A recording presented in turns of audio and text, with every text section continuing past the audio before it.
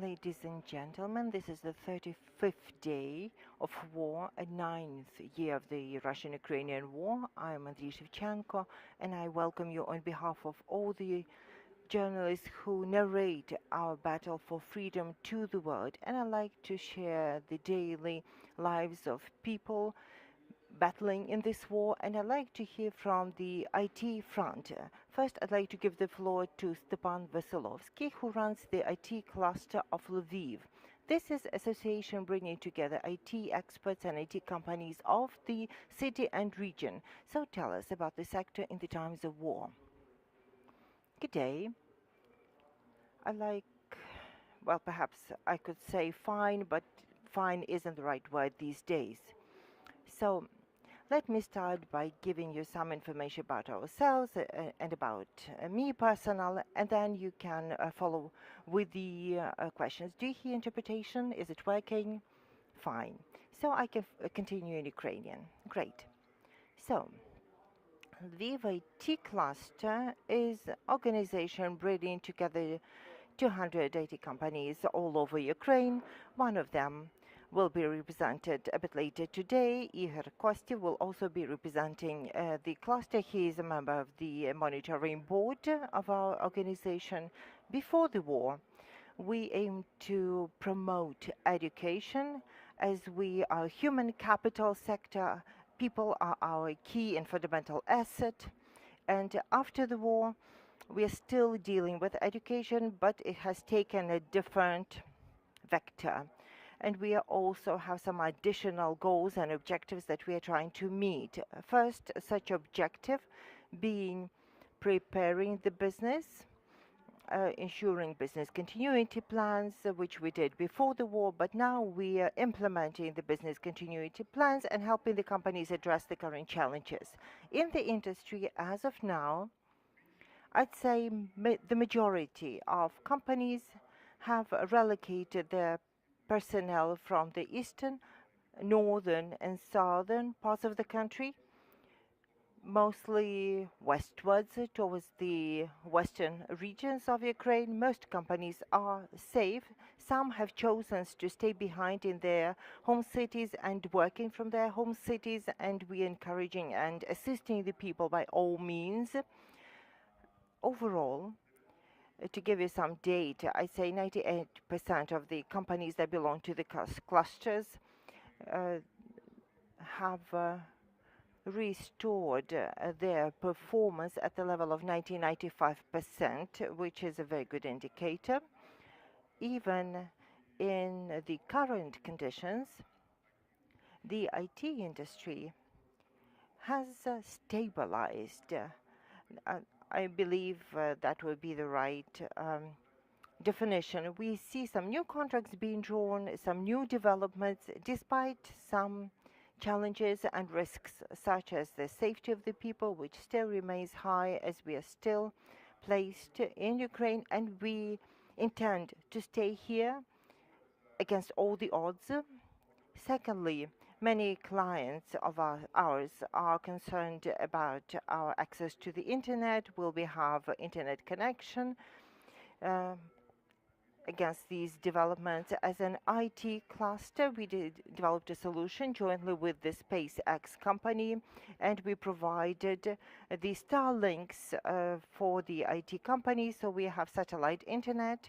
This project was implemented together with Elon Musk. I talked to him personally about this project, and most of Lviv region and all the critical infrastructure, including the IT companies belonging to our communities, have dealt with this issue. It's off the agenda, and we have good cases to report when the companies extended the contracts with the existing client, all thanks to this Starlink project. This came as a proof that we could eliminate the risk connected with the internet connection.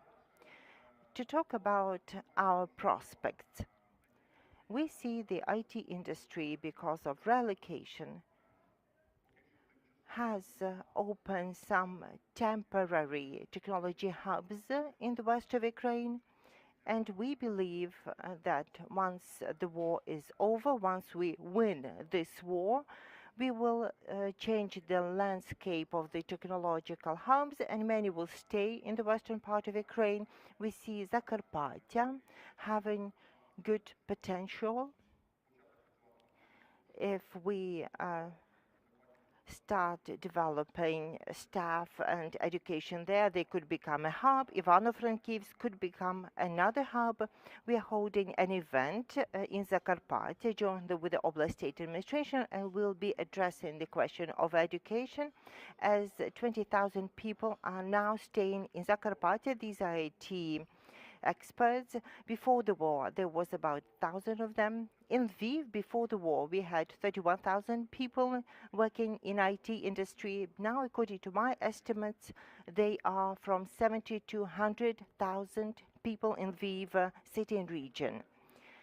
We will surely make further studies to elaborate the data. We are launching IT resilience research to study the industry. As we know, the war won't be over tomorrow, and we will still need to persevere, endure, grow, and develop in this confederation. And finally, I'd like to say that the IT industry in Ukraine was one of the top 3 exports in Ukraine. It was metal production, agriculture, followed by the third sector being IT. Since metal production is now hampered, we are going to lose a leadership, and we're going to lose the revenues to the national budget from metal production. Next, considering that the sowing campaign will be limited and our ports are blocked by Russia, we won't be able to regain the same performance as we demonstrated last year. And we as IT can still contribute to the national exports. We have become number 1 expert in the country, and unfortunately number 1, we have no close followers. So our objective, the objective of the military administration in different regions, the central government, the president of Ukraine, all aim to make sure we can preserve the industry, but also have growth to show by the end of the year. Thank you. Now I'd like to give the floor to Ihor Kostiv, and while he's on the way, I would like to make a comment for the journalists, particularly for the foreign journalists, why this is such a pertinent and important topic for us. Obviously, this is an important contribution to the Ukrainian economy. This is the economy of the future, and it's important that it survives and is fit for growth. Ukrainian IT is an integral part of the global IT market, and the fact that the IT sector is performing and delivering on its commitment is very important, that the global IT community will mitigate its risks. And thirdly, this war waged by Russia against Ukraine is also called the first global cyber war, and the cybersecurity is on top of our considerations. And Ukrainian IT professionals and IT companies have made a great contribution to the cybersecurity of the country, waging an effective cyber war against Russia on its territory, and not only. Now I'd like to pass the floor to Ihor Kostiv, representing GlobalLogic. So please tell us what's up in your company. How has life changed for you after the 24th of February? Thank you. I'd like to start by thanking the journalists for coming to Ukraine, for covering the events unfolding in Ukraine. And on the one hand, you are saying, yes, we're a country needing support, and as IT industry, in principle, we are holding out firmly, and we are feeling very confident and determined. As a company before the war, we were distributed across Ukraine. We had offices in Kyiv, Lviv, and Kharkiv. Now most IT consultants working from the western part of the country. We have started relocating people. This is our greatest value in our industry in the very first days of war. On day 1, we relocated over 400 IT experts together with their families, children, parents, pets.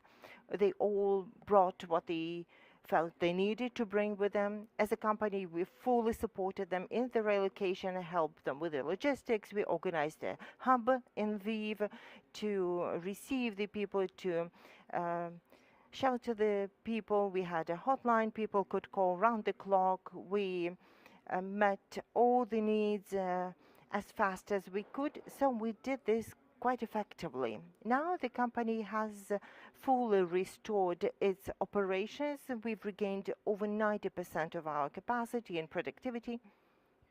And very importantly, I'd like to say that our clients across the world have also shown steadfast support, and we are very grateful to our client for their support, for extending the contracts, for continuing to work with us. This is key for us as a company, and this is crucial for us as an IT sector in Ukraine, and it's important for the country overall. As Stepan was just saying a few minutes ago, the IT industry in Ukraine is the industry that preserved its share at the pre-war level and is continuing to deliver services, bring currency into the country, playing an important role to sustain the country. I'm not going to say that IT industry is old, but it's not new in Ukraine. As such, the IT industry was born with the when Ukraine regained its independence. We made our first foreign contracts in the beginning of independence of Ukraine, and since then IT industry has been growing in Ukraine year on year. We used to show 30% growth, and technically even this year, even though it appears to be a challenging one, we have potential to continue the upwards trajectory. So technically, as a very mobile industry which was capable to relocate quickly from the dangerous areas into the safer regions of the country, we can go on delivering the services, and we do continue performing and growing. Do we have any questions from the audience? Please let me know if you have a question. And now I would suggest Stepan went back to the podium, and I have a general question addressed to both panelists. Yesterday we heard the results of this study which were published. So yesterday there were results of the study of DILO, which specifically examined the challenges experienced by the IT market in Ukraine.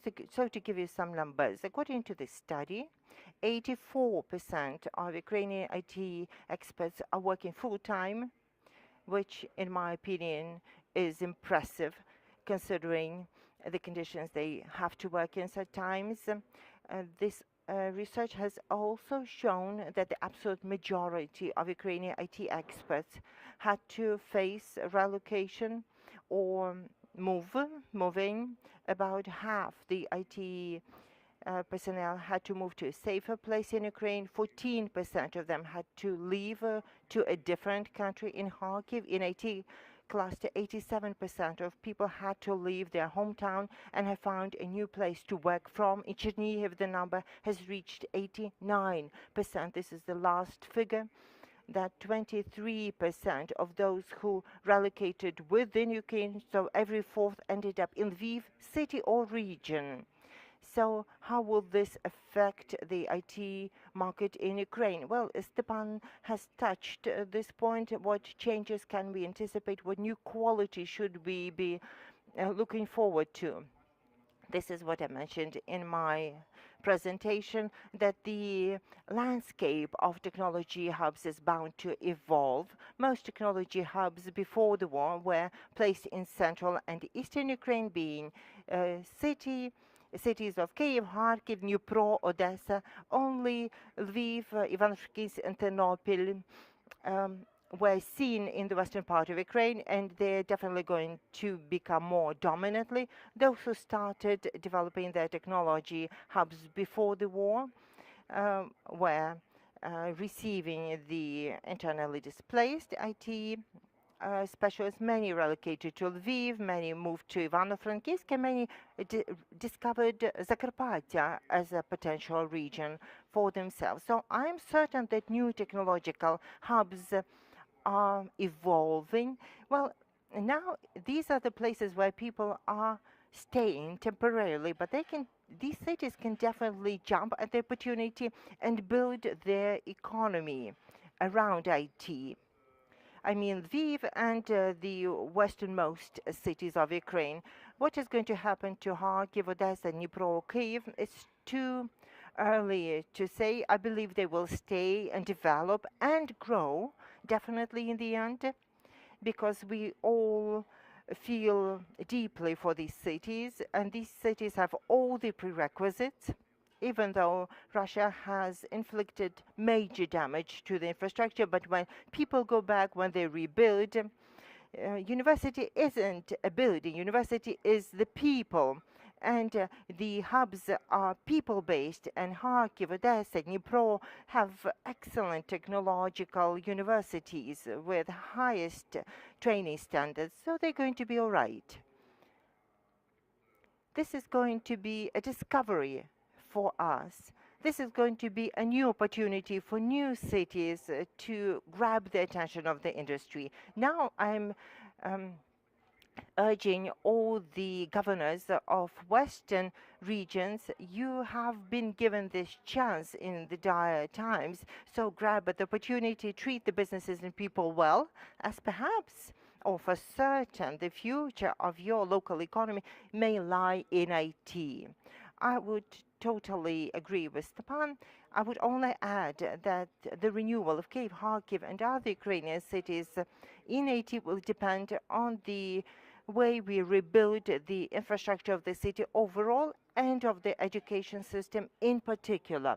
The educational system is linked to the audience, but COVID time has shown that education can survive remotely. It can perfectly survive online. So I believe that universities and institutes in these cities will be able to revive and restore their operations very soon, and many people will definitely go back home. Some will stay behind, but many will go back and rebuild the region. What you're telling us shows an incredible level of flexibility and sustainability and stamina of the sector, which in these dramatic times continue performing, delivering on its international commitments. Do you have an address for your foreign partners? How can they help to bring peace in this situation? What can they do?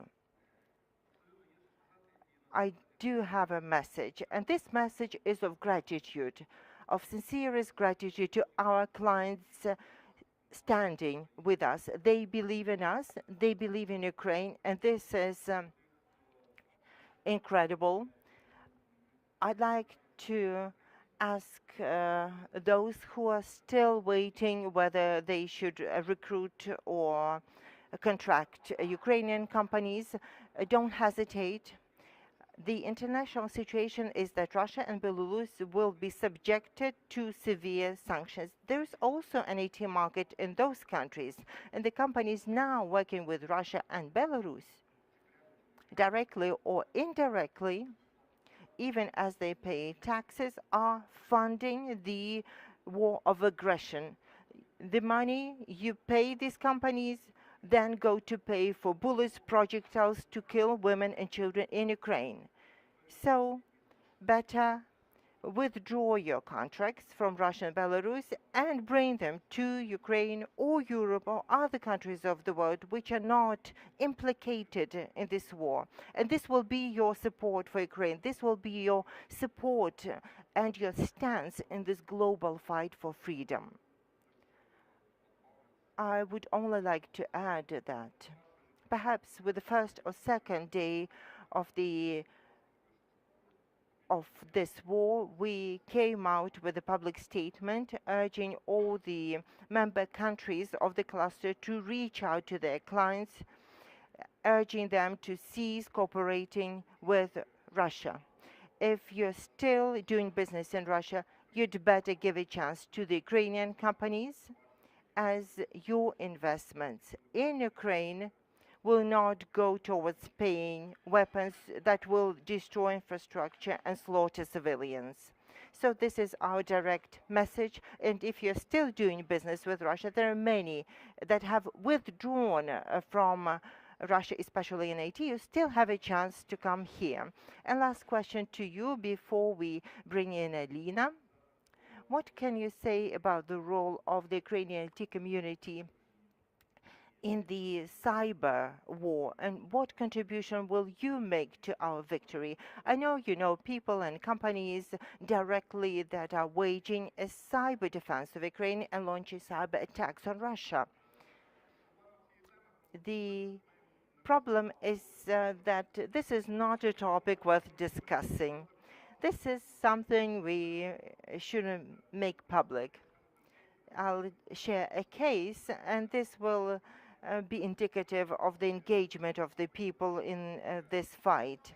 There's the level of special operations, and experts do it. It's just hundreds of them, and there is massive front when everyone can help. So to talk about the first, there's nothing we can disclose about cyber operation, but we help there for certain. As for the second part, when everyone can help out, Lviv IT cluster has 2 bachelor programs for cybersecurity, and our students are having wonderful internships, learning and studying as they go. So after the war, Ukraine will have the very best experience of assuring cybersecurity and cyber attacks. So we are happy to welcome potential clients into Ukraine. I have little to add. A lot will come to light after our victory. What's known is known, and I would concur with our Minister for Digital Transformation, Ivan Fedorov, that the IT industry, every IT consultant is also a cyber warrior. We see incredible effectiveness of this warfare, starting with the DDoS attacks that have proven to be very effective, attacking key Russian agencies and institutions that make and the contribution to the cybersecurity of the Ukrainian cyberspace. I'm very grateful to our guests, and now I would like to give the floor. We do have a question. Fantastic. I'd like to thank Stepan and Ihor for the insights that they've shared with us. I have this question. When we talk about the contribution of IT into the Ukrainian economy in our common victory, they usually talk of currency proceeds, which used to be 7 billion last year. The taxes paid in Ukraine, 300,000 experts. But to make it clear, why is it so important for the industry to keep performing and creating these well-paid jobs? What impact does it have on the economy of the region, economy of the western regions of Ukraine, and what impact does it have on the people who are not working in IT themselves? According to the official data, we see just direct taxes paid by the companies or consultants. We are also seeing indirect numbers. The people delivering the services in IT also make a living and spend it here. Some money is now donated to the army and to the charitable causes. They recycle the money into the economy as they buy foodstuffs and everyday things, and en masse they may be paying more taxes and contributing more than the taxes paid directly.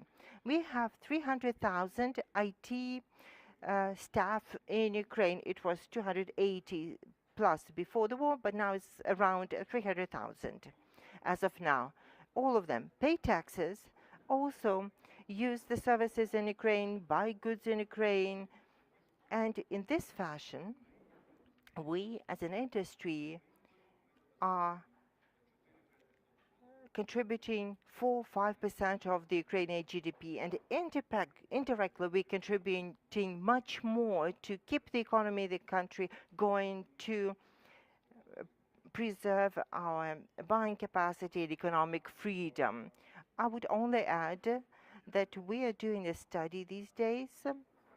It's called Social and Economic Impact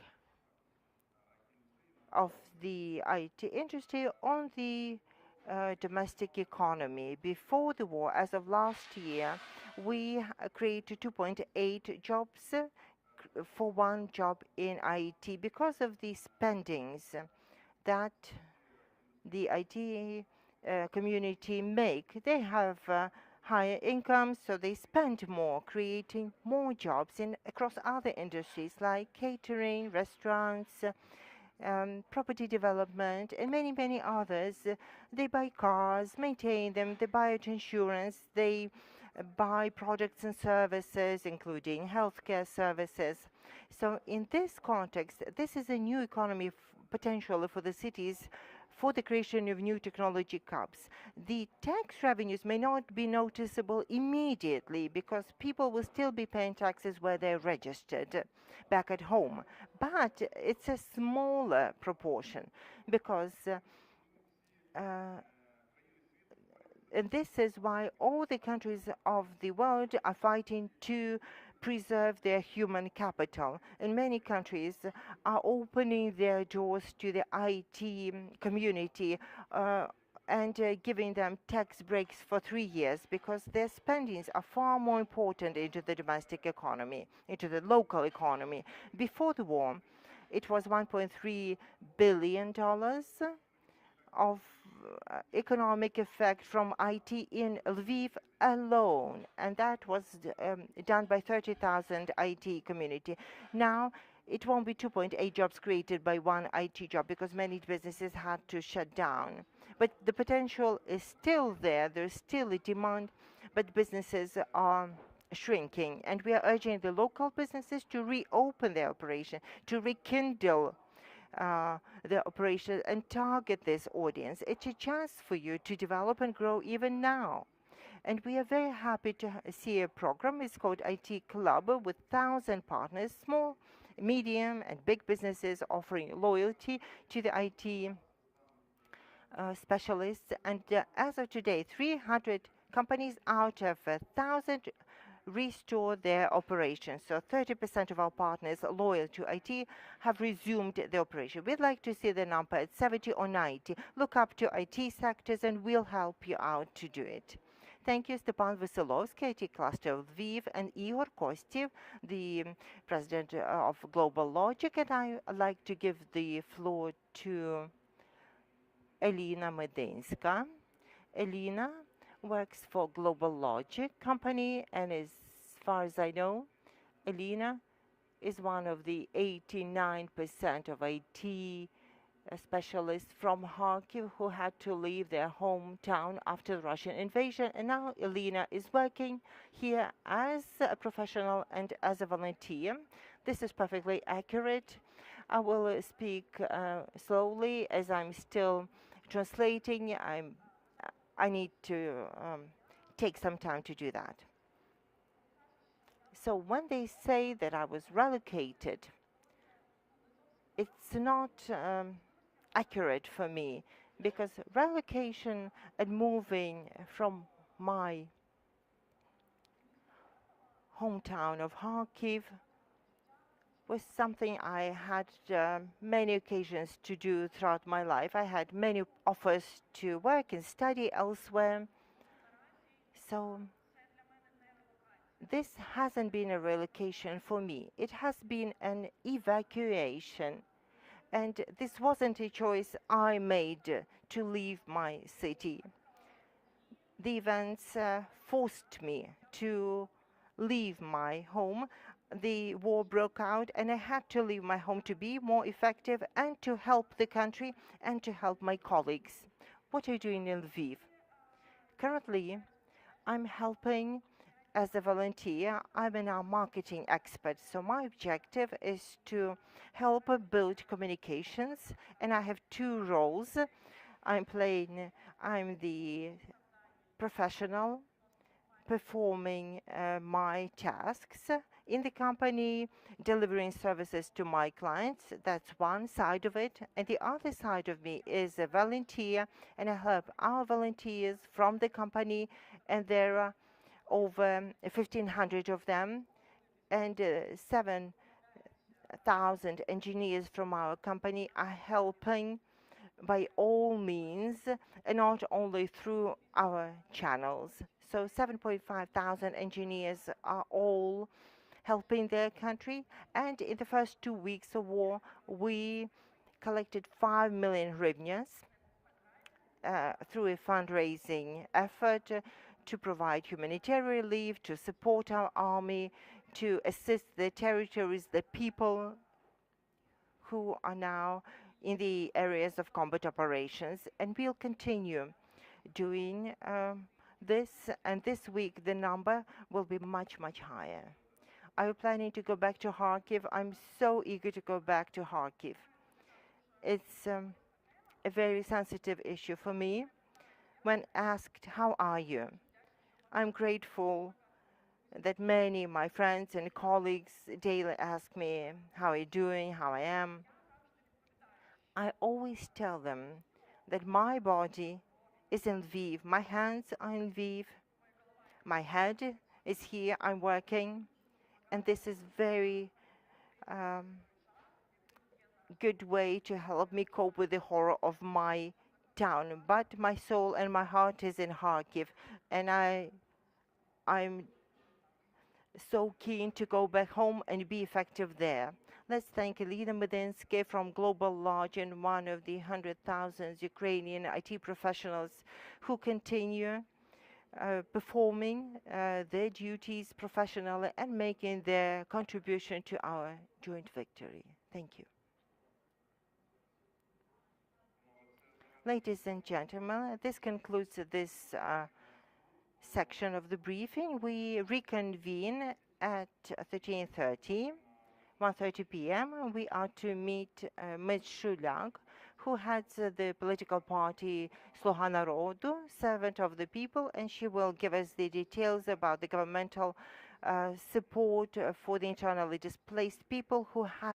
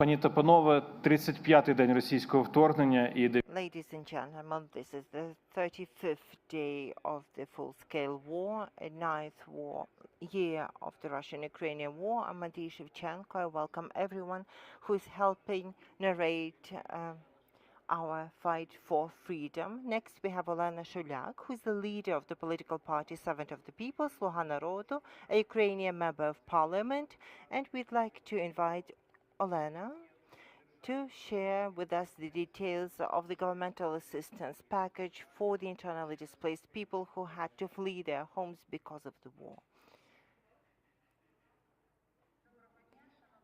Good day, dear colleagues. About 10 million Ukrainians have had to leave their homes with the beginning of the full-scale military aggression of Russia because of this terrible war. Some have crossed the border, and about 6 million, including 2 million children, have decided to stay in Ukraine and are internally displaced people. Currently, the government, the parliament, and the country are working actively to offer help to the people who've lost their homes, who've lost their jobs. We are working to help the companies offering these people a chance to work and to support the people who are opening their homes and hearts for the people who had to leave their homes. Many of such hosts are located in the western part of the country. I would like to give you the details about the existing programs and the aid available to the IDPs and the compensations they can receive. Since the 21st of March, all the IDPs have to register. As of yesterday, the Ministry for Social Policy stated that 130,000 IDPs have already registered.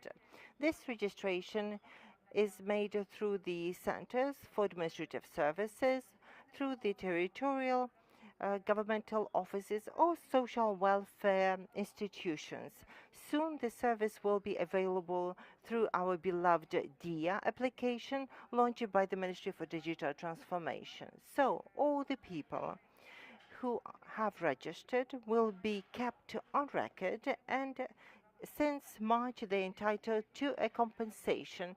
An adult will receive 2,000 hryvnia, and a child or person with disability are entitled to 3,000 hryvnia.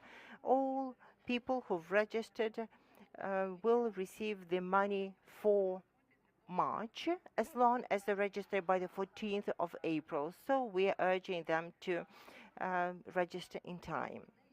As for those who are offering their homes and giving shelter to the IDPs in their homes, the government is planning to offer them a compensation of 450 hryvnias per person staying in a person's home. In order to receive the reimbursement, people have to follow a certain algorithm by either go to the local municipality and file an application or go to the site called prehistok.gov.ua.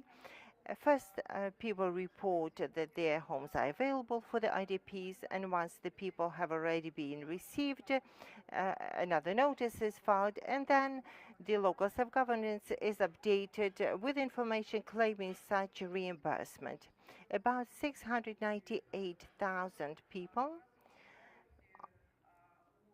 are staying in different homes, and the people who have opened their homes to the IDPs are definitely entitled to this reimbursement of 450 hryvnia from the government per each person staying with them. Now, let's talk about the governmental support for businesses. All the companies hiring internally displaced people are entitled to receive a compensation for 2 months' work amounted to 6,500 hryvnia per month. There's a separate procedure, and the companies have learned this algorithm. So I would like to thank the Ukrainian businesses opening jobs and giving the IDPs a chance to provide for themselves. Secondly, the government has developed a major program, and it is as follows. The companies, particularly those working in the western part of Ukraine, those manufacturing food products, will be able to transition to working in 3 or 4 shifts in order to amplify the number of people they employ, and they will be receiving governmental orders for their products and services in order to create many jobs.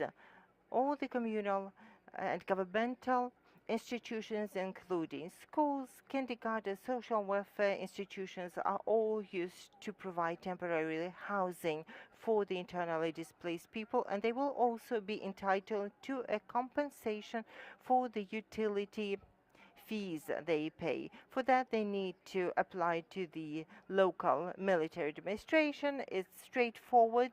It's been developed by the Ministry for Regional Development, and all the local municipalities and self-government institutions will receive the reimbursement for the utilities this March already.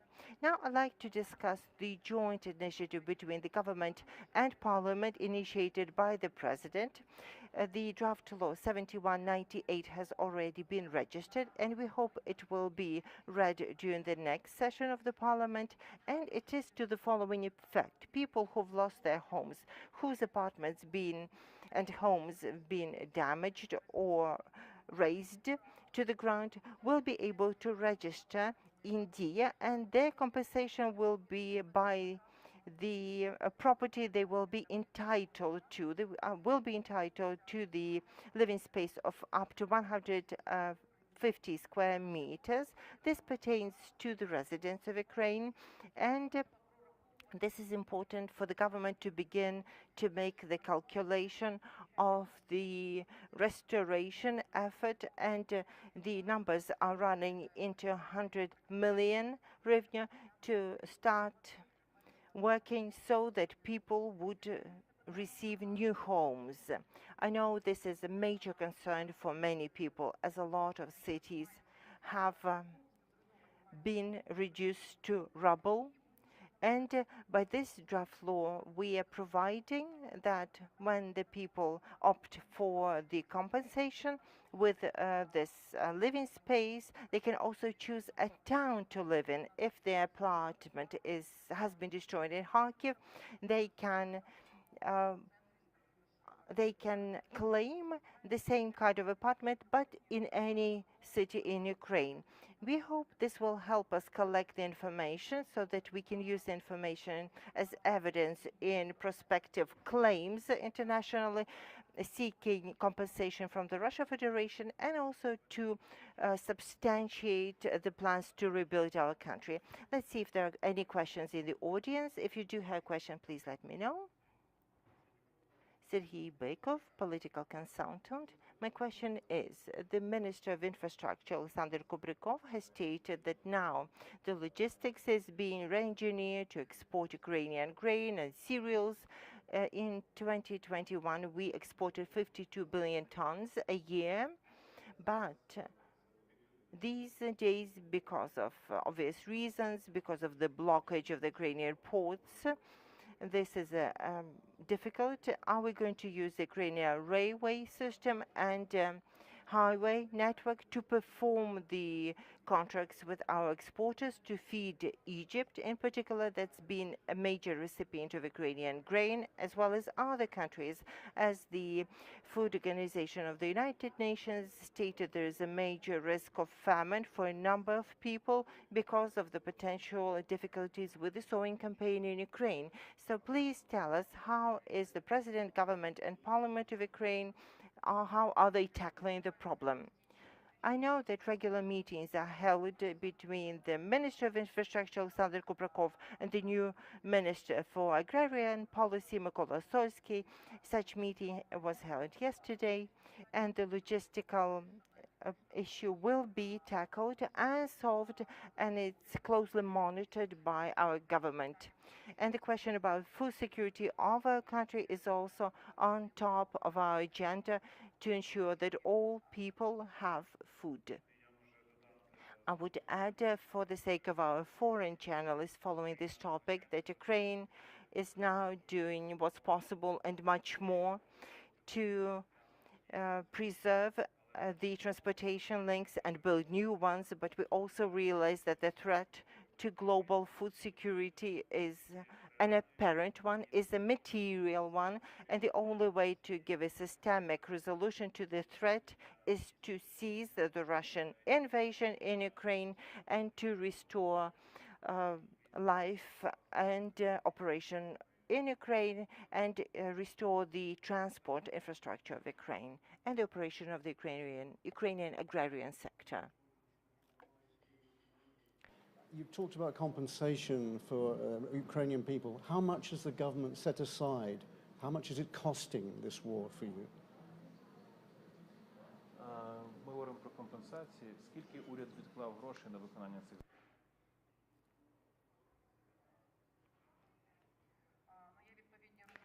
There are calculations made by the Ministry of Economy. There are calculations that are made by the presidential office. It's 100 billion hryvnia of losses we've sustained. And to talk about the compensations that are to be paid by the Russian party to Ukraine, it's premature to give any estimate. To talk about the compensation that the government is planning to make to support the people, it goes into dozens billion hryvnia, but people need to receive the support, they need to feel the protection of the government, and all the funding we have available we're using to support the people and the businesses in these dire times. To follow up on this question, how important is international financial assistance for us to be able to maintain the living standards for the Ukrainian people in times of war? To talk about the draft that I mentioned today, 7198, that deals with the compensation of the property destroyed as a result of the Russian aggression in Ukraine. A fund has already been set up to deal with the renovation of the infrastructure and financial assistance from the international organizations, from different financial institutions, will be very much needed. We're expecting that it will be channeled into this fund that will then help people receive the newly built homes. What is Ukraine doing or plans to do to make Russia pay for the damage it inflicted on Ukraine, that it is continuing to conflict in Ukraine? Now we are amassing the information. There are different processes that have been organized through the Ministry for the Development of Territories and Communities. Others are organized by the Ministry for Digital Transformation, and I'm certain that there are groups of lawyers working at the task, and I'm certain that the damages inflicted on Ukraine will be estimated accurately, and Russia will pay for the damages it inflicted. More questions, perhaps? Serhiy Bykov, political consultant, with a question. The Minister for the Development of the Territories stated that 4,500 residential homes have been destroyed and over 500 social infrastructure institutions have been destroyed. It's straightforward for the residential homes. There will be a compensation procedure, and you've told us that, but how are we going to rebuild the social infrastructure? You will recall that resulting from the great building, a lot of social infrastructure has been built. So how much more will we need to invest to rebuild what's been damaged, to rebuild the country, and how are we going to get the money to do it? No expert today can give you a veritable number, as the information is being collected through the regions from the military administration about the social infrastructure already damaged. As for the information about the residential homes damaged or destroyed, when we rebuild, we cannot rebuild without putting the new infrastructure in place. You cannot build a new home without building a kindergarten or a school or playground or hospital. These will have to be comprehensive plans for the restoration, but to give you a specific number, it would be premature. No expert would undertake such an estimate. I have another question.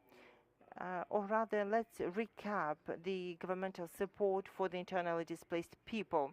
Let's address the IDPs watching us and tell them what they can expect. So they can expect direct governmental support once they've registered. Once they are registered, we're asking all those wishing to receive the governmental support for March. Please apply by April 14th in order to receive 2,000 per adult or 3,000 per child or a person with disability.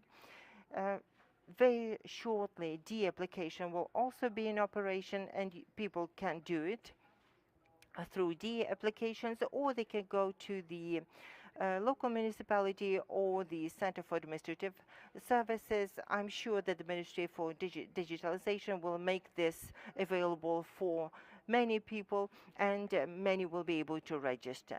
If people have lost their homes, now the government is triggering a mechanism to record the loss, and we had the presidential address saying that the government will rebuild all homes. This is a presidential initiative which is already implemented by the government and the parliament, so that all people who've lost their homes, their property, would be able to claim it and receive it. Thirdly, the government is streaming and simplifying the services, including administrative services that are made available across the country, education, etc. Absolutely. And the government is supporting the people who are offering their homes to receive, to welcome the IDPs, and 450 hryvnias will be paid per person if people are offering their homes for free.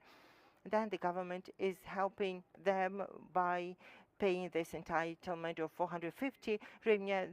This money can go towards paying utility costs, and people will also be able to claim them for March. And business support is the last vector. The government is streamlining a lot of permitting and helping the businesses relocate, absolutely, and the government is placing its orders, especially with the food processing and food manufacturing enterprises. Thank you. We hear that very soon, perhaps the day after tomorrow, the Verkhovna Rada, the Ukrainian parliament, will convene another meeting. Do you have any information about the next efforts of the parliament? This is not something I could disclose. This is not. This cannot be made public. Immediately after the session, the journalists will be the first to know all the information about the laws made by the parliament. And lastly, we've been following the course of negotiations between Ukraine and Russia, and we know this is yet another sensitive topic, which warrants little comment. But would you like to make a comment about the negotiations taking their course? I would like the negotiators to comment on this sensitive topic. For me, it remains to say that the incredible work, the incredible effort of the armed forces, the national effort of defense have made the negotiations possible in a much more constructive fashion. The issue of individual security of Ukraine, the security guarantees that would truly be effective for Ukrainians. All these points will be finalized. There's a lot of work to be done with the states that will be the security guarantors. A referendum needs to happen in Ukraine, and it cannot happen with Russian tanks on the ground. So we are firmly firm in our belief in our negotiators. We believe in our armed forces of Ukraine. We are bowing to the cities that are standing, and we are grateful to the local governments who are standing a united, resilient front to prevent enemy advances into Ukraine. Thank you. Olena, Shuliak, the leader of the political party Servant of the People and a Ukrainian member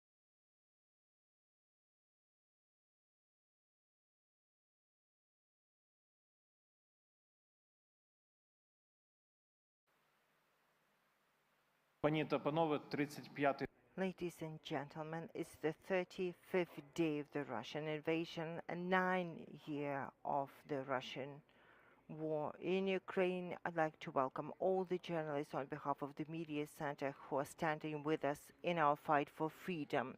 Our next guest is Oleksandr Bornyakov, Deputy Minister for Digital Transformation in Ukraine. Mr. Oleksandr, can I start the briefing by asking you about the efforts of the Ministry, of the government, and your private allies and partners in order to exert greater pressure on the Russian Federation? We hear that a lot of IT companies and companies representing the novel economy are backing out of Russia, blocking their services. What are the news on the information warfare front? Indeed, greetings. We are spearheading our efforts to ensure that the Russian economy is hit hard to pay for the aggression because they use the money to buy weaponry and ordnance and then use it against us. So I'm certain that this information front is also a major contribution to our victory. As far as I know, hundreds of companies have left Russia. We are focusing our efforts on the IT sector, specifically on the technological companies, first and foremost. And as far as I know, we started the effort, but many others from other sectors have followed suit. Could you give us some examples? Definitely. Starting with the companies such as Microsoft, IBM, Intel, Transcend, Taiwan companies, the American companies, the payment systems such as MasterCard and Visa, PayPal, many other companies offering a range of services. It's hard to list all of them now, and it would take a lot of time. So as for technological giants, we need to mention Google, Netflix, Spotify.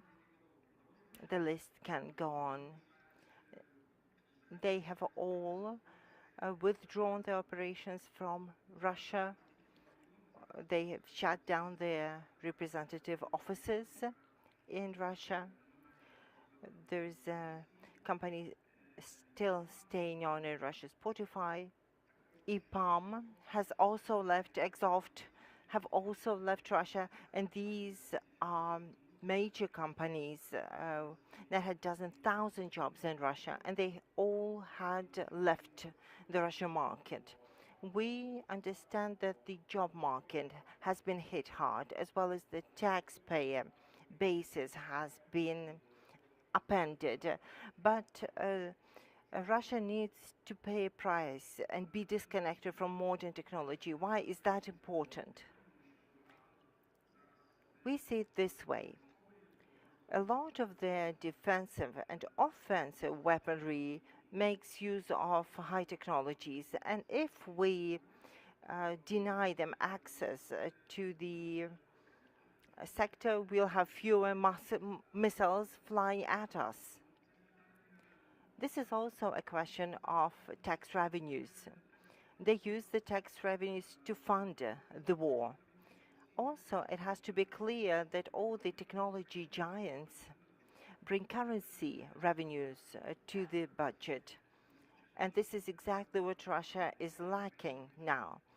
And IT sector offers high-paying jobs in Russia and Belarus, as well as in Ukraine, so in the entire region, to be more specifically. So this economic blockage would make this country unlivable for the civilized people Slack, the instrument, has left its operation. It's a developer cooperation tool. The PayPal, the payment tool, has withdrawn from Russia. And as an IT professional, I'm not going to stay in a country where I cannot even receive money for my services. The Russian users are denied from a number of services. So the Slack platform was a way for IT developers to receive work. So Russian developers are going to leave the country, and Russia will experience a heavy brain drain. We know that 100,000 people have already left Russia, and these were the best people they had. So I believe that if it goes on, we will achieve our ultimate goal. They will regrade to the medieval times and will not be able to make high technology weapons. How do you persuade the Western companies for whom doing business and profit making should be key considerations? Firstly, we tell them that doing business with Russia means that they will not use the money to build the country, to help people, build roads, build hospital. This money will not help improve the living standards for the Russian people. The money will either go to line the pockets of the power circles, or the funds will be used to fund the war in Ukraine and elsewhere. They're trying to undermine the security in many regions. So if people have democratic values and just human values at their heart, they cannot cooperate with rogue state. And it is a very valid argument. And people and companies hear this argument. Philosophies have their values that they hold close to their hearts. And we aim to ensure sustainable development. This is not about sustainable development. This is about destruction. Are the private contacts helpful? Oh, definitely. They help us make the introduction. We get through to the company leaders. Ivan Fedorov is very active in the social networks and takes a firm stance. Often we reach out to people and address them publicly, and there are many people who share our ideas and values, and they make the connections and act as our advocates. If we take a broader look on the cybersecurity and cyber warfare, we say that the Russian-Ukrainian war going on now is the first global cyber war that we're following in real time. What's your overall impression about the situation on the cyber front? Let me tell you this way. We thought that their cyber troops are stronger than they proved themselves to be. It was yet another myth busted about their prowess. During the war, they kept attacking us, but they haven't really destroyed any defenses, apart from hacking some minor sites. On our front, we have a formidable IT army that is working hard to prevent their assaults and to mount assaults on their IT infrastructure, and we are doing it much better than they. How is their cyber armor performing? What are the cyber troops doing? Could you explain who are the people? We know that the vast majority of them are just individuals or companies that dedicate their time and resources to launch their cyber attacks and mount cyber defenses. This is indeed a volunteer effort, It's the Ukrainian nationals and perhaps more. Technically, we don't know. These are Telegram channels, and people subscribe. They receive the task and they perform them. And we don't have a personal connection with any of them. We know they do it because they feel they need to do their part. They want to stop Russia. We want stop Russia from attacking their homes. They don't want the Russian world, and they're doing all they can to prevent it from happening.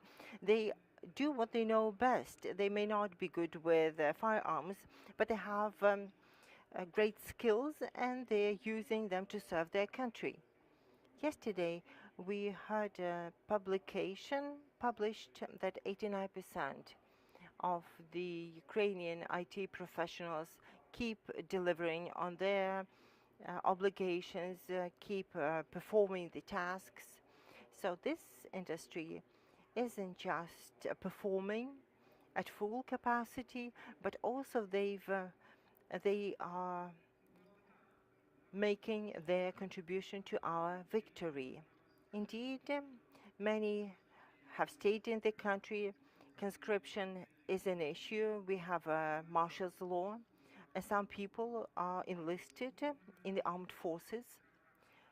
We feel that this is legitimate.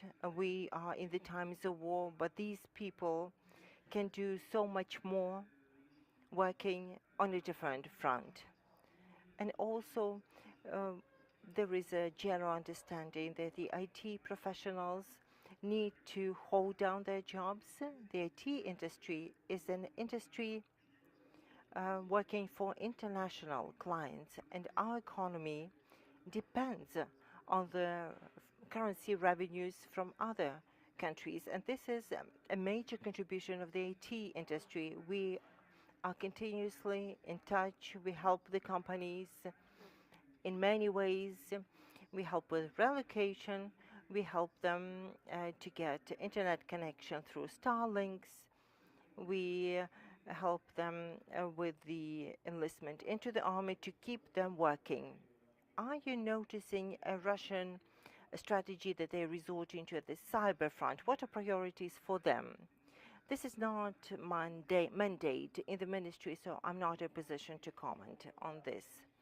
What are major achievements on this front? What is the most noticeable achievement that you would like to share? Would you like to share some cases or some situations that are most memorable in this first month of full-out war? The Russian Service of Public Services was hacked and was brought down when the Moscow Stock Exchange wasn't available because of the attack. There was an anonymous attack on the Russian central bank,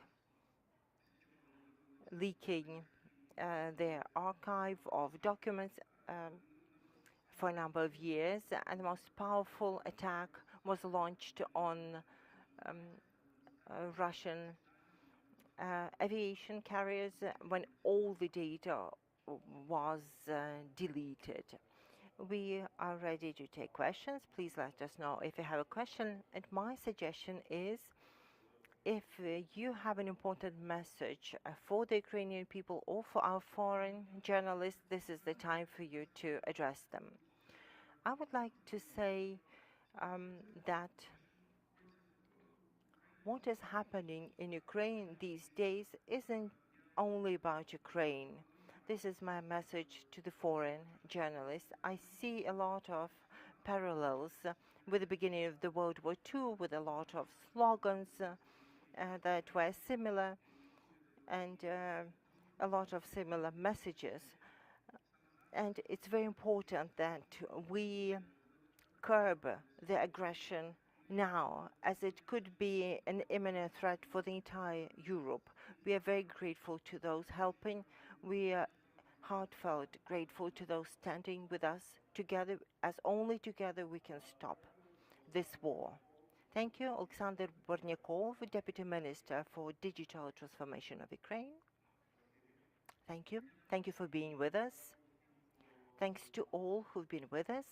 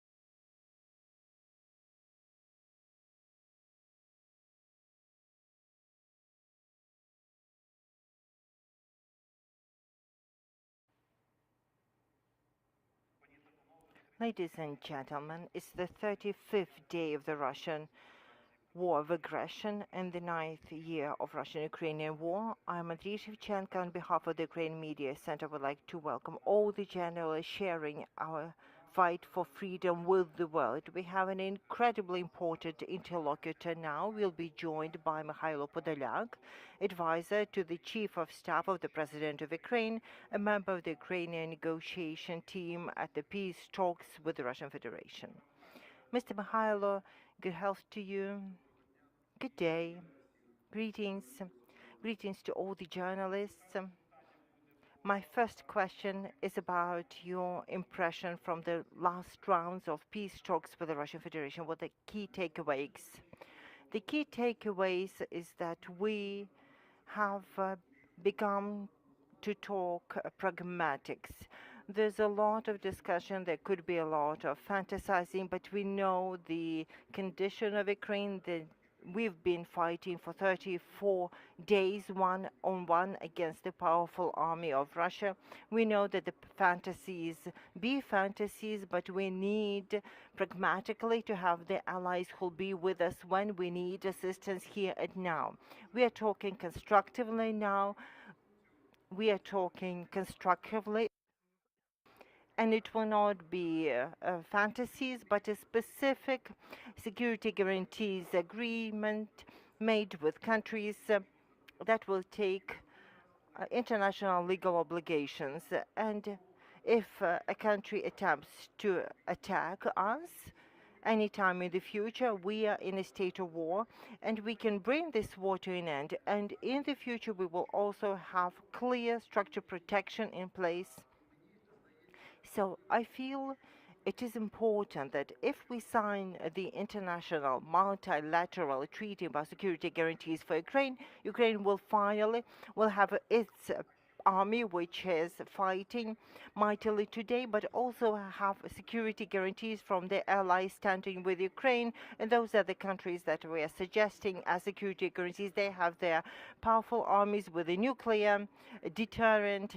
So in the future, no one would think that they could conquer Ukraine in 3 or 5 days. That hasn't happened, as we see that the Russian Federation isn't as mighty as they alleged to be. They are good at fighting their own civilians, and they are using civilians as a means of warfare in Ukraine. But my impression is optimistic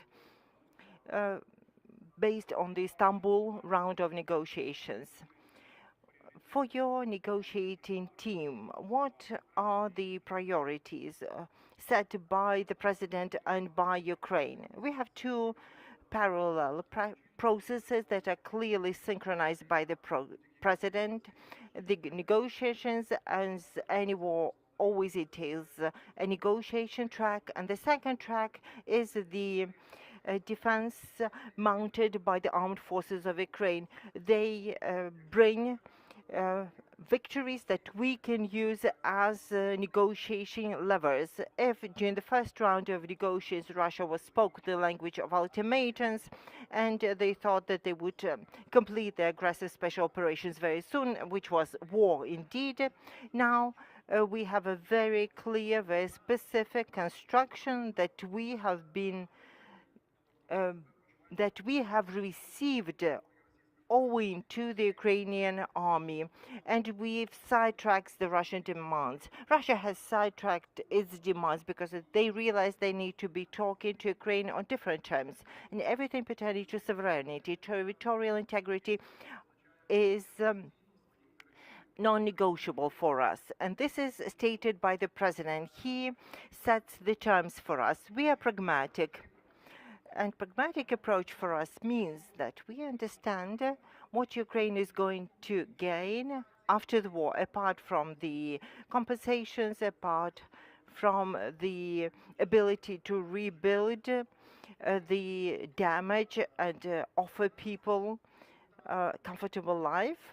So an outcome of the negotiation process for us is going to be a very different new security architecture that would never allow similar aggressions from Russia to come onto Ukraine. Now we are open for questions.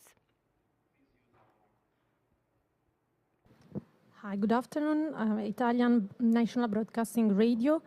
Two questions. The first one: what would be put on referendum, and when can be done the referendum during wartime? And regarding the new security architecture that you are speaking about, Italy should be one of these countries involved. So, what role do you expect from Italy in this new architecture for Ukraine's security? Thanks.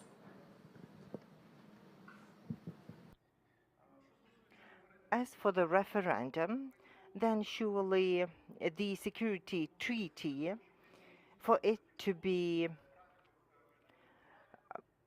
entered into the international law, it has to first be enacted by the referendum, then enacted by the parliament of the securing countries, and then the Ukrainian parliament. The referendum cannot happen today as we are at war. We have the Marshall's Law.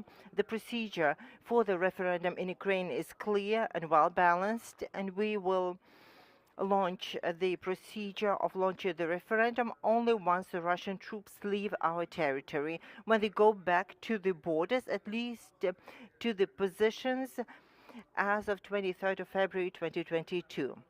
Then the Vienna Convention is activated, stating that any treaty signed by a country in the presence of foreign troops, in the presence of occupational troops, will not be deemed effective. So the referendum will be launched. We will lift the Marshall's Law only when the Russian troops withdraw. As for the guaranteeing countries, there's a big task force of our international lawyers, moderated by Andrei Yermak, who are talking to the potential security guarantors. They're having preliminary talks explaining our positions, explaining the fundamental grounds of the security treaty. Then legal groups go through the consultations, and all the countries, this is going to be an open treaty. So we'd like to bring in the Security Council countries plus Turkey, Germany, Poland, and some other countries, but it will be an open treaty, and any country can join. And Italy, as far as I know, has already stated that it is interested in participating in a treaty. Let me explain the interest. After this war, which is happening in the center of Europe, we know that the old formats of European or even global security have proven to be ineffective. They are overly bureaucratized. They don't want to take on responsibility and are unwilling to make some decisions that they are unprepared for. So if there is an aggressor country which invests its GDP in its armed forces and is going to take an aggressive stance, seeking expansion, and the smaller countries, smaller in terms of resources, smaller in terms of their spendings in their army and weaponry, are seeking effective mechanisms when they wouldn't just speak out and express concern, but have allies that will stand with them and take part in operations or provide arms or conduct defense advisor level consultations or bring humanitarian relief, give financial aid. And it won't happen like it did in Ukraine, when on the first few days of war, Ukraine was fighting one-on-one with no support whatsoever. So we'd be very grateful to Italy if it joins the list of the countries offering our security guarantees, and many will consider this architecture designed by Ukraine, offered by Zelensky, and consider that those architectures could be a potential for the future. And this treaty that will center around Ukraine, the countries will be able to build another, a much more effective security architecture for the world. We have the time for last two questions. Now we hear the matters of security, guarantees a neutral status mentioned in negotiations more often. And you also mentioned the initial requests of Russia, like denazification, demilitarization, language questions, some disputed territories. Are these questions postponed or are they off the table? This is my block of questions. And the second, at what stage and how far um, has the preparation for the presidential meeting gone? Let me start with the second question, as it's more straightforward. The package of the documents is ready, and we have submitted our suggestions to the Russian party, saying that in principle this is time to prepare the presidential level meeting. When is that going to happen is rather a logistical question, as the Russians need to go over our suggestions, give some preliminary response. Now we are working at the working group level online, clarifying different points. So the package of the documents is ready. The key document is the Treaty on Security Guarantees and the Armistice, and the countries that Mr. Remark is reaching out to are in the loop, so we can expect a presidential level meeting to be held sometime soon. When it's too early to tell, that is a logistical issue. As for humanitarian bloc, there are two aspects here. Firstly, I'm not quite clear why someone else should moderate our cultural space, literature, language, etc. It's for us to decide. This is our heritage, this is our country, and if there is outside intervention, it seems strange. And there's another dimension, that a country called Russian Federation doesn't have an adequate take on the world, and Ukraine in particular. It got bogged down in propaganda myths like denazification, all people wanting to speak Russian language, Russian speaking nationals being limited. We are a very open country. We are transparent. We have open borders. We have free mass media, unlike the Russian Federation. We are in open space, and all the problems that Russians have invented for themselves never existed in Ukraine. And when you start asking for examples, give us examples of denazification. Who are they? Unlike Europe, we don't even have any ultra-right-wing political groups who have their representation at the ground level and in the parliaments, whilst there are such groups in some countries of Europe. We don't have any. So please speak the language of fact. Stop force-feeding us the propaganda that you've been living 8 years. Let's take it fact by fact and discuss them. If we tell Russians, if you bring in the concept of Russian language and destroyed the cities like Kharkiv, Mariupol, Sumy, the entire east and south of our country with a majority of Russian speakers there, how can we sell Russian language to them? They don't want to speak the language. You've bombarded the cities where people were free to speak any language in their everyday communication. And then you go in and say, we'll launch a cruise missile so that you can speak Russian in there. It's illogical. And when we talk it through during the negotiations, they're beginning to see sense. They're beginning to see that it's not logical. We bombard Kharkiv, and should we come in and then say, let's switch to Russian. That's why we killed you, to convert you to Russian. There's a clarifying question. So these questions will not be addressed during negotiations. Do I hear you correctly? We don't see sense in that. We may begin a different kind of discussion, like the mirror question. You want a Russian speaking school in Ukraine? Just an example. Let's have a Ukrainian speaking school in Russia then. Let's mirror. Would you like to have a Hungarian school in Ukraine? Let's have a Ukrainian speaking language in Hungary. We want it to be commensurable on terms of parity. Then it makes sense that the countries could support the programs, etc. But it can't be something forced on us. We cannot be discussing the principles of our language, like the language, literature, the cultural space, overall, the media space. This is regulated by the government. This is our inner world. No one can come from outside and impose something on us. Let's impose some languages on you and make you talk them. So it doesn't make sense to go back to these issues. Next question.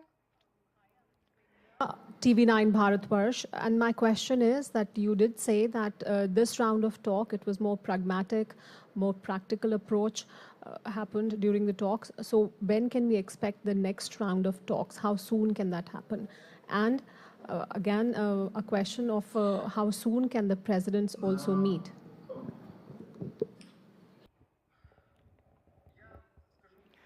Let me give you a straightforward answer. We are in a state of war, so every day means a number of people who are going to be killed and some infrastructure that will be razed to the ground by the Russians. So we are pressed for time. We developed a different formula. Continuously online, major legal, military, diplomatic groups are liaising and working out the details of the treaty. We came to Istanbul to define the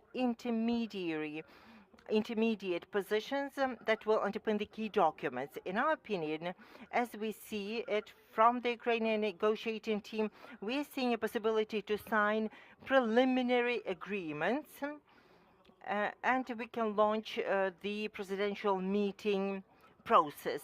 So perhaps in 2, 3, 4 days, we will have a final version that will be confirmed by the Russians with the amendments, and then we can reach the next round of negotiations. Daniel Boffey from the Guardian newspaper. It's not quite clear to me what the Russian negotiating demands that you're actually engaging with are. Could you please spell them out very clearly? Is Russia accepting of this new international treaty of which you speak with the Permanent Security Council members as securing that? Secondly, what is Roman Abramovich's role in the talks? And thirdly, Whose role? what is Roman Abramovich's role in the talks, in the peace talks? Thirdly, do you believe anyone in the Ukrainian negotiating team was poisoned in early March? A yes or no? Thank you.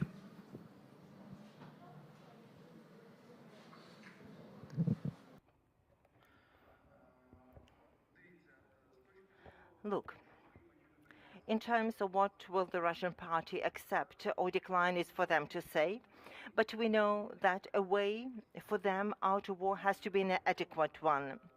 And the formula of security treaty suggested by our party and President Zelensky is a way to bypass the bilateral treaty on war and peace between Ukraine and Russia, as we feel a bilateral treaty between Ukraine and Russia would not be well secured, and Russia can always breach bilateral agreements. And as for multilateral agreements where Russia would undertake its commitment before other guaranteeing countries, it would be an opportunity for the Russian party to leave this war saving face.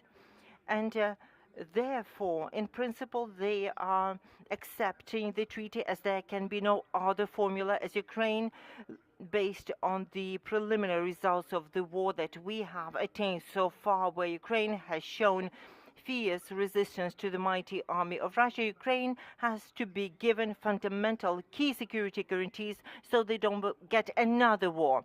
So I believe we will specify the treaty in a few days, and this treaty will be acceptable for all the countries guaranteeing our security, as it is a voluntary commitment that are taken before Ukraine. Secondly, about Mr. Abramovich. In the media space, it's been known that he is a very effective go-between for the delegations. He's moderating the process to prevent misunderstandings when the parties would make some statements and the other party would misconstrue this statement for the logistics of the negotiations. So Mr. Abramovich is very effective in his mission of being an intermediary between the delegations. As for the poisoning, I don't quite get it. It's a speculation, some conspiracy theory meant to impose pressure on the delegations, creating some mysticism and detracting the delegation from the essence of the negotiations. The delegation on both sides have been working. Mr. Abramovich is working, I'm working, so there's no position to speak of if everybody is performing. Mr. Mikhailo, somehow during the negotiations there was a statement made by the Russian delegation that Russia is going to drastically reduce its military combat operations in Kiev and Chernihiv regions. What was that about? In my opinion, purely psychologically, the Russian party has a different take on the war, on the conflict, knowing that the consequences for Russia in all domains, reputational, financial, military, economic, will be devastating for Russia. And they know that Ukraine came out with a constructive offer of this treaty and to make a step towards us. They stated they would drastically reduce the combat operations in Kiev and Chernihiv regions. We have not seen any abatement of fighting. We have seen the same assaults launched on our cities. There are some minor maneuvers, but they haven't become common. And secondly, we realize it could be a tactical move when some units are just regrouped from a direction which has been denied to them, as we have powerful defenses there, and they are willing to redeploy their troops to Donetsk and Luhansk area and Mariupol, which are of great importance to them. And since they are running short of reserves, they could regroup their forces and show it off as a step towards us. But we're a normal country in Ukraine, unlike Russian Federation, for values and morale. We will consider that the Russian Federation, by making this decision, is making a step towards us and a step towards peace, towards ceasefire and withdrawal of troops from the territory of Ukraine. And my last question to you, Mikhailo, we are counting a month from the beginning of the Russian aggression. When asked afterwards, what images will be in your head? What are your personal takeaways from this month? The images before me, there will be a word, Ukraine, spelled in golden letters. This is a country that is now rewriting the history of the world, saying that you can be incredibly brave, you can be free and sacrifice your life for these values. The country, the entire country is standing to protect our right to be free. And the President of Ukraine, the government, all Ukrainians, the cities in the south, in the east of Ukraine are fiercely Ukrainian, and they defy the armed aggressor barehanded.